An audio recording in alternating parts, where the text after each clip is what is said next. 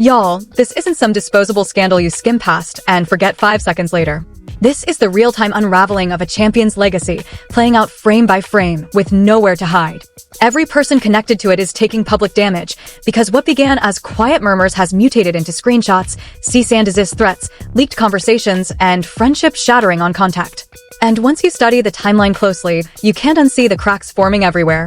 At the eye of this hurricane stands Claressa Shields, flawless in the ring, praised as the embodiment of power, discipline, and dominance.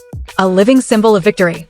But beyond the ropes, her world is now alleged to be spiraling into a ruthless battle of control, where pride, fear, desperation, and betrayal slam into each other with no referee in sight. And this is where it turns vicious.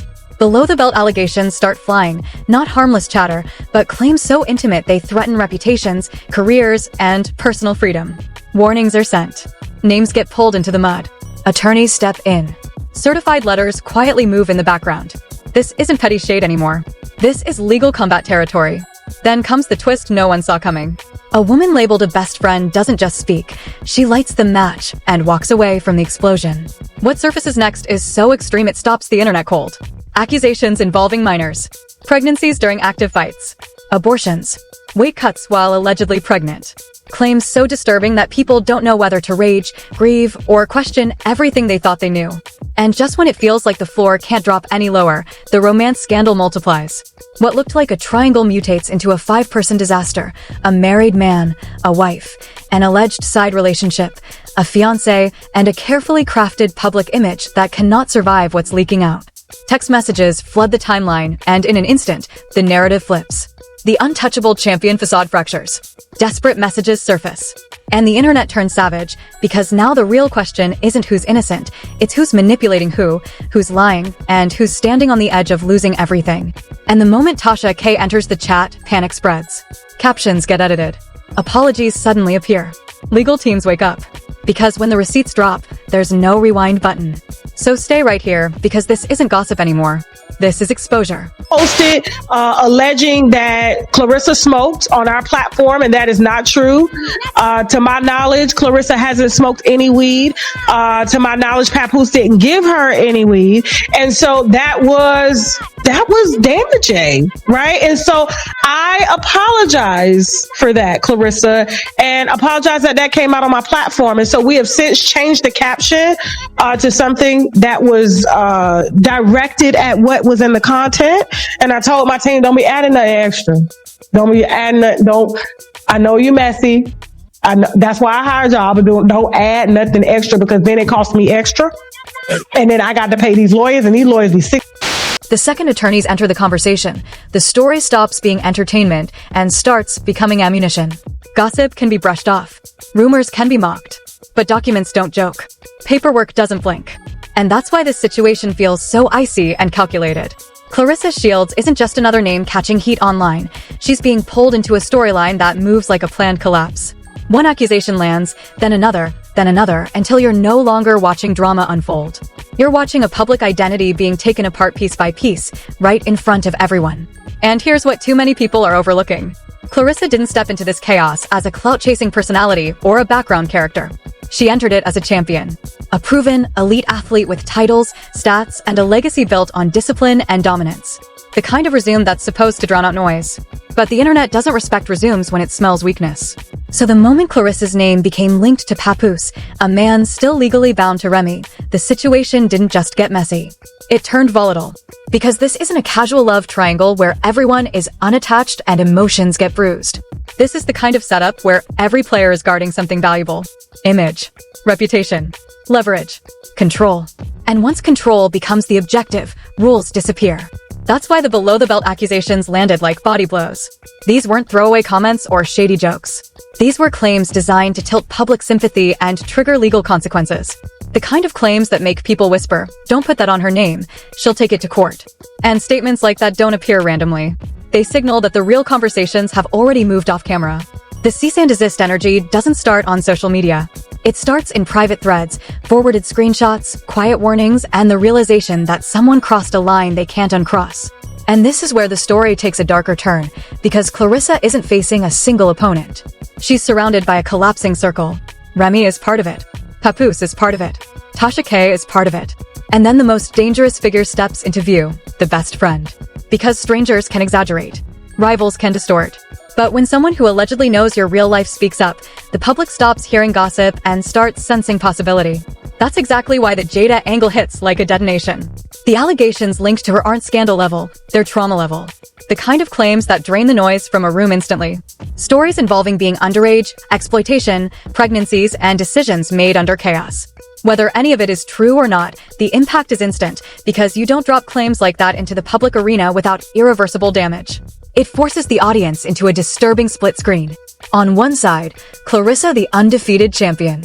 On the other, Claressa as the alleged subject of a story she never consented to having told. And right there, the war shifts shape. Because now the debate isn't just about infidelity or secret relationships. It turns into something much darker. If someone held on to information like that for years, why release it now? Revenge, attention, or pressure finally snapping after relationships collapse. And that's where the Papoose, Remy, Claressa triangle stops looking like a triangle at all. It starts looking like a pentagon. In this version of events, everyone has an extra tie, an extra secret, an extra motive. Remy and Papoose are still legally married. That alone is a loaded weapon. Remy is rumored to have her own alleged situation. Papoose is rumored to have emotionally shifted toward Claressa. Claressa has a fiancé in the background. And suddenly, the romance storyline mutates into something else entirely, power and positioning. Because when power becomes the objective, love becomes irrelevant and optics take over. That's why the alleged phone call moment explodes online. It plays like public humiliation on repeat. A call, a slip, a voice caught on the line, panic, a rushed hang-up. One small moment that the internet loops, edits, and replays until it becomes the symbol of the entire controversy. From there, the text messages turn into the next weapon. Because leaked texts don't just reveal events, they reveal tone, desperation, and vulnerability when someone believes no one is watching. And that's where the public response turns ruthless. If those messages sound like pleading, chasing, or emotional imbalance, the truth behind them almost stops mattering. The internet will still declare a winner and a loser. And the cruel irony is that they'll do it to a champion. Lines start spreading like wildfire. Undefeated in the ring, defeated in love. Simple, sharp, brutal. Exactly how viral narratives work, compressing a complicated reality into one savage sentence. And while all of that chaos is unfolding, a second storyline quietly tightens its grip, the one that gives this entire saga legal weight. The receipts conversation. Not just receipts about relationships, but receipts about statements, posts, implications, and public commentary. And so here's what I'm going to do in terms of the cease and desist. So my lawyers have been going back and forth with her lawyer, and we've been trying to figure out what was actually said that was defamatory. Now, there was one thing that I did see that was mentioned that could be grounds for any type of lawsuit, but we have since corrected that. And so let me tell you what happened right before we get into the specifics of why we're here. All right, because this is my formal apology to the GOAT, to the greatest to ever do it. Okay, I told you if I get something wrong, And listen carefully to how that's presented. Even in the clip itself, it plays like a domino effect. Hawaii, Papoose, an alleged side situation. Remy already speaking out.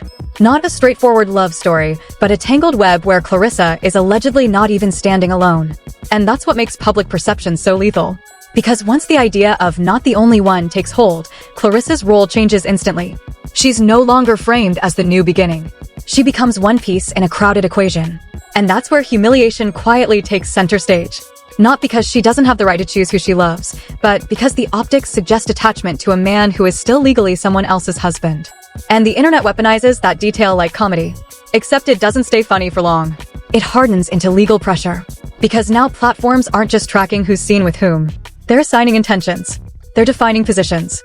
They're mapping power dynamics, and once that starts, the story stops being gossip and starts becoming liability. I ended up doing a story on her being in Hawaii with Papoose, right?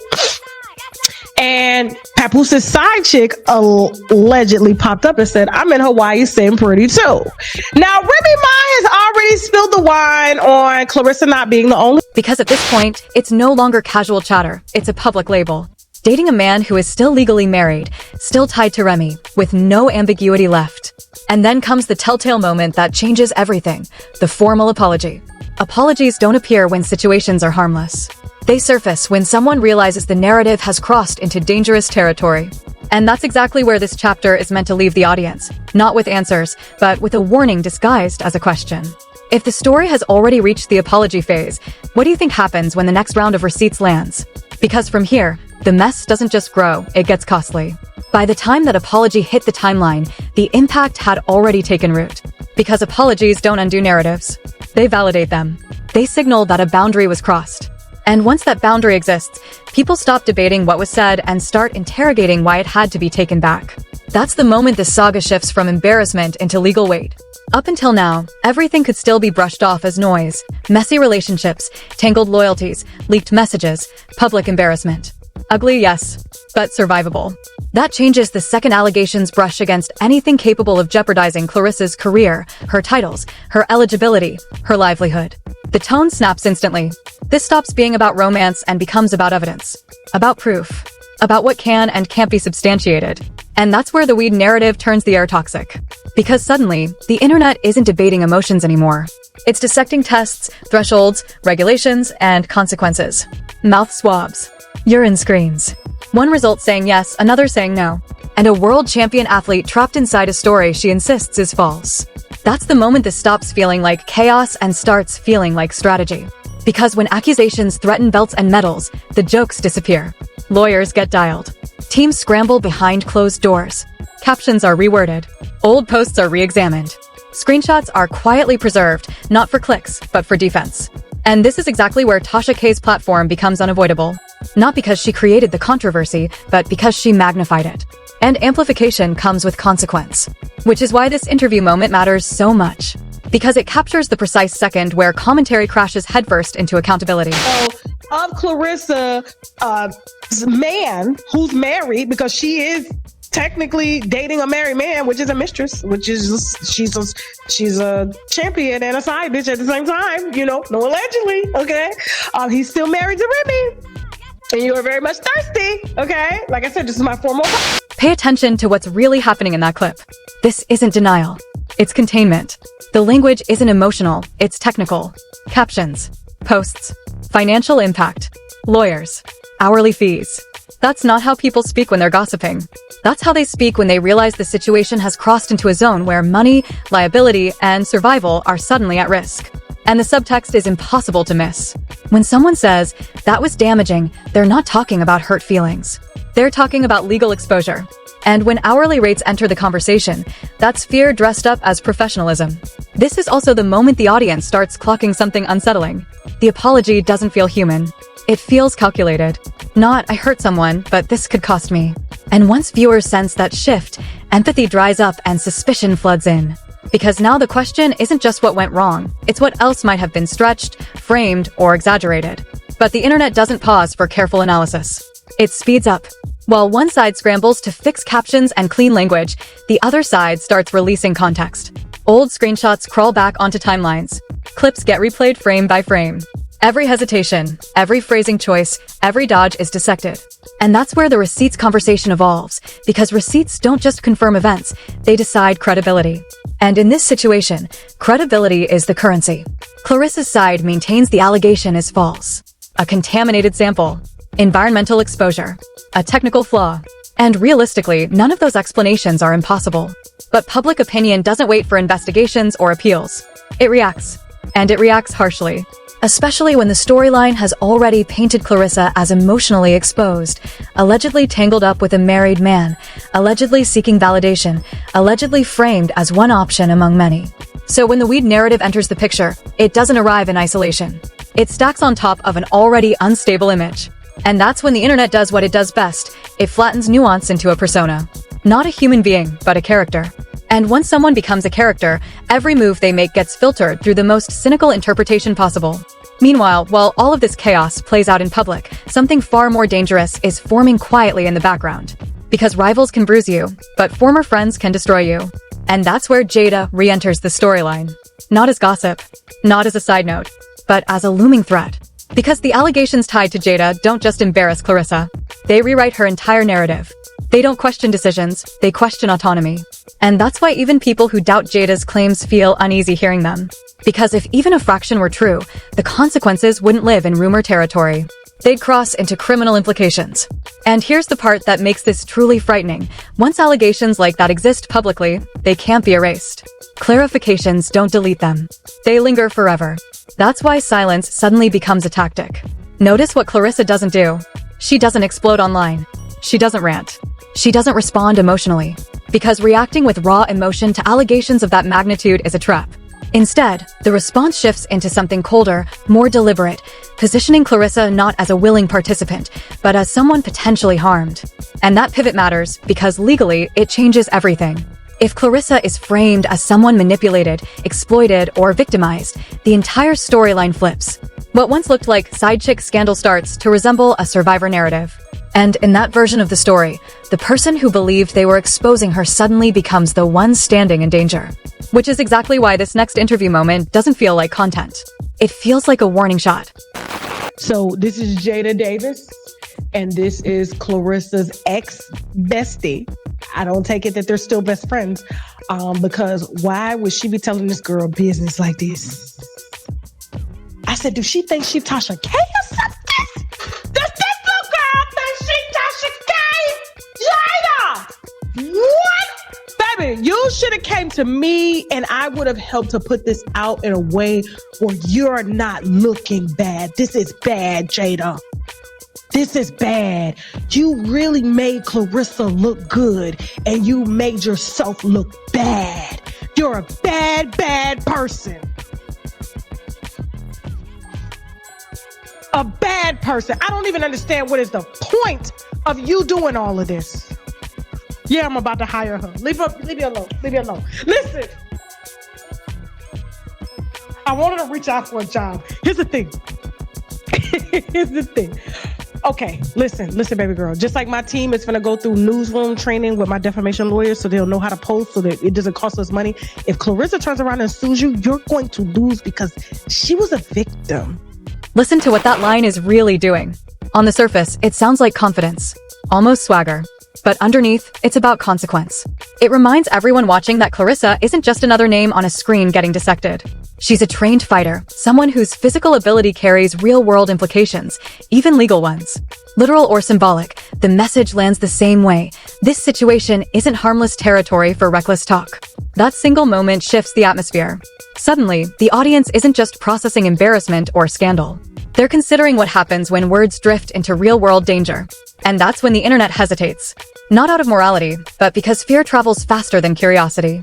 At this stage, the best friend betrayal storyline starts decaying from the inside. The focus drifts away from what Jada said and locks onto how she chose to say it. Because there's a sharp difference between telling your own truth and unloading someone else's trauma in public. And once that line is crossed, sympathy drains fast. Viewers start asking harder, more uncomfortable questions. Why wasn't this spoken earlier? Why now, when Claressa was already under maximum public pressure? Why release claims that, if accurate, would implicate not just individuals, but adults, institutions, and entire systems? Those questions don't necessarily protect Claressa, but they absolutely put the person making the claims in danger. And that's when the internet smells blood in a new direction.